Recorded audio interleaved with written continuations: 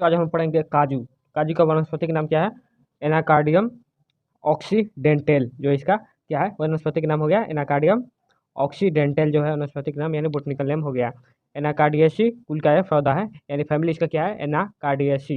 Anacardiaceae जो है इसका फैमिली हो गया। इससे एक प्रकार का एल्कोहलिक पेय बनाया जाता है जिसे फेनी कहते हैं। इससे एल्कोहलिक पेय बनाया जाता है, काजू से एल्कोहलिक पेय भी बनाया जाता है जिसे क्या कहते हैं फेनी कहते हैं। काजू का फल किडनी के आकार का होता है। आप लोग काजू देखे होइएगा और खाए होइएगा, तो आप देखे होंगे कि काजू जो होता है किडनी के आकार के जैसा होता है। उत्पत्ति स्थल क्या है? तो ब्राज़ील है, ब्राज़ील है इसका उत्पत्ति स्थल है। न्यूट्रिशनल फैक्ट्स, न्यूट्रिशनल फैक्ट यानी पोषक तत्व कौन कौन सा होगा? प्रोटीन होगा 21%, फैट 47%, कार्बोहाइड्रेट 18 से 20%, मिनरल एंड विटामिन जो होगा ये भी प्रचुर मात्रा में पाए जाते हैं। काजू उत्पादन में भारत का विश्व में प्रथम स्थान है। काजू है भारत का विश्व में प्रथम स्थान है। भारत जो है नंबर 1 पे है काजू उत्पादन में। विश्व का 40% काजू भारत उत्पादन करता है। जो 40% उत्पादन कहाँ होता है? भारत में होता है। आगे बढ़ेंगे। विश्व का 90% निर्यात भारत से होता है। 40% तो भारत में उत्पादन होता है और 90% जो होता है उसका निर्यात होता है भारत से। ठीक है। भारत में यह मुख्यतः समुद्र तटीय प्रदेश तथा महाराष्ट्र, तमिलनाडु, कर्नाटक एवं केरल में उगाया जाता है। मुख्य राज्य जो है इसका हो गया काजू उत्पादन के। तो ये याद करने वाला जितना भी चीज़ है। सॉइल एंड क्लाइमेट जो है मिट्टी एवं जलवायु। अच्छी जल निकासी के साथ लाल बलुई दोमट मिट्टी उपयुक्त होती है। जल निकास वाली मिट्टी होनी चाहिए और लाल बलुई मिट्टी जो है वो होना चाहिए, ज़्यादा बेहतर होता है काजू के लिए यही मिट्टी होना चाहिए। पीएच कितना होगा? पीएच होगा 5.8 से 6.8 तक पीएच होता है तो अच्छा होता है। मुख्यतः आर्द्र उष्ण कटिबंधीय जलवायु का फल है। आर्द्र उष्ण कटिबंधीय जलवायु का जो है यह फल है। इसमें क्या क्या होगा? अमृता, प्रियंका, भास्कर, धाना, झरग्राम, चिंतामणि वन, शंकर ये हो गया नॉर्मल वैरायटी, और शंकर किस्म यानी हाइब्रिड वैरायटी कौन कौन सा होगा? तो हाइब्रिड वैरायटी जो होगा बेंगुरला 3, बेंगुरला 4, बेंगुरला 5 एवं बापटला 1, बापटला 2, बापटला 3 जो है सब शंकर किस्म यानी हाइब्रिड वैरायटी है। तो सब जो भी है याद करना है, पढ़ के आपको समझ के याद करना है। और जो जो पीडीएफ होता है कहाँ पर मिलेगा? टेलीग्राम में। और टेलीग्राम का लिंक कहाँ मिलेगा आपको? टेलीग्राम का लिंक आपको मिलेगा डिस्क्रिप्शन बॉक्स में, और टेलीग्राम आपको प्ले स्टोर पर मिलेगा, आपको डाउनलोड कर लेना अगर नहीं है तो। प्रोसेसिंग यानी प्रसंस्करण होगा काजू में। काजू जो है क्या होता है उसमें जल होता है, तो उसका जो जल होता है उसका निष्कासन करेंगे तभी तो जाकर काजू अच्छा होगा, तो उसे बाजार में आसानी से ले जाकर जो सेल किया जा सकता है।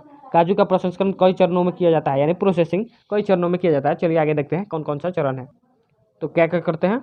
तो काजू का प्रसंस्करण में क्या क्या करते हैं? रोस्टिंग करते हैं सबसे पहले, उसके बाद सेलिंग करते हैं, उसके बाद छिलका हटाना। आगे बढ़ के पढ़ते जाएंगे। अगर पूछता है काजू का प्रसंस्करण तो आपको लिखना पड़ेगा पूरा। रोस्टिंग क्या है? कच्चे काजू में जल की मात्रा कम करने के लिए काजू के दानों को सुखाने एवं भंगूर बनाने के लिए इसकी सिकाई की जाती है। कच्चे काजू में जल की मात्रा क्या होता है? अधिक रहता है। उसको कम करने के लिए काजू के दाने को सुखाया जाता है एवं भंगूर बनाने के लिए इसकी सिकाई की जाती है। ठीक है, सुखाने के लिए एवं भंगूर बनाने के लिए इसकी सिकाई की जाती है। तो इसको क्या कहते हैं? रोस्टिंग कहते हैं। सेलिंग करते हैं उसके बाद दानों के ऊपर का आवरण हटाने के लिए सेलिंग किया जाता है।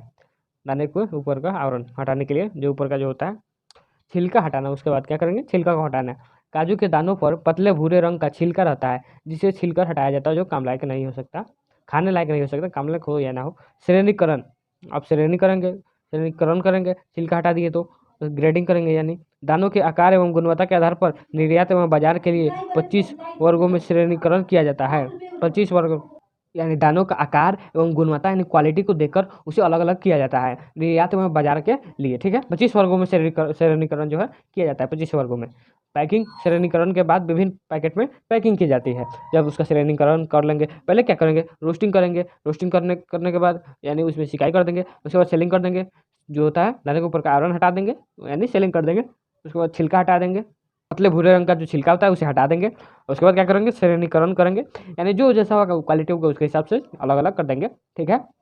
पैकिंग, श्रेणीकरण के बाद विभिन्न पैकेट में पैकिंग की जाती है। जब श्रेणीकरण कर लेंगे तो पैकेट में पैकिंग करेंगे।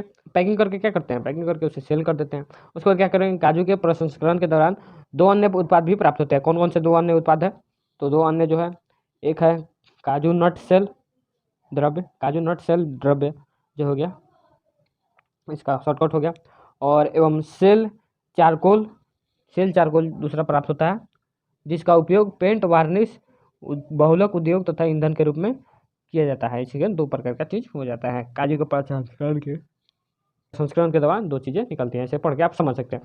प्रमुख कीट एवं रोग। प्रमुख कीट और रोग क्या क्या है? तो पहला रोग है टी मॉस्किटो बग। काजू को सबसे ज़्यादा नुकसान पहुंचाने वाला कीट है। यह मुख्यतः नए प्रोह तथा पुष्प वृक्षों को नुकसान पहुंचाता है, जिससे उपज में भारी कमी होती है। इसको रोकथाम के लिए क्या, और जब इतना नुकसान पहुंचाएगा तो उसको रोकथाम तो जरूर करेंगे ना। रोकथाम के लिए क्या करेंगे? रोकथाम के लिए नए प्रोह पुष्प एवं फल लगने से के पहले क्विनॉल फॉस 25C 0.01% कार्बोरिल 50% डब्ल्यू या 0.09% फास्फोमेडिडोन का छिड़काव करना चाहिए। सब आपको पढ़ के समझना और याद रखना है, जो एग्जाम में पूछेगा, कहीं पूछ सकता है। तना, दूसरा क्या है? तना एवं जड़ छेदक भी काजू के पेड़ को तना एवं जड़ छेदक भी काजू के पेड़ों को नुकसान पहुंचाता है। इसके रोकथाम के लिए पहले कीट के लार्वा को आक्रांत भाग से निकालकर मार देना चाहिए। फिर उस भाग को 50 ग्राम बारबेरिन 50% एवं 25 ग्राम कॉपर ऑक्सीक्लोराइड को 1 लीटर जल में घोलकर उपचारित करना चाहिए। जो इसका उपचारित करना चाहिए, और इसे आप समझ के पढ़ के याद कर लीजिएगा। याद करना है आपको, इम्पोर्टेंट है सब। रोग हो या कुछ भी हो, जितने भी सारी चीज़ें इंपॉर्टेंट है। हम कोई भी इसमें जो फालतू का चीज़ होता है हम नहीं डाले हैं, और जो भी है इंपॉर्टेंट नहीं डाला गया है। तो आपको याद करना पड़ेगा, पढ़ना पड़ेगा, तभी तो होगा अच्छा इसके रोकथाम के लिए।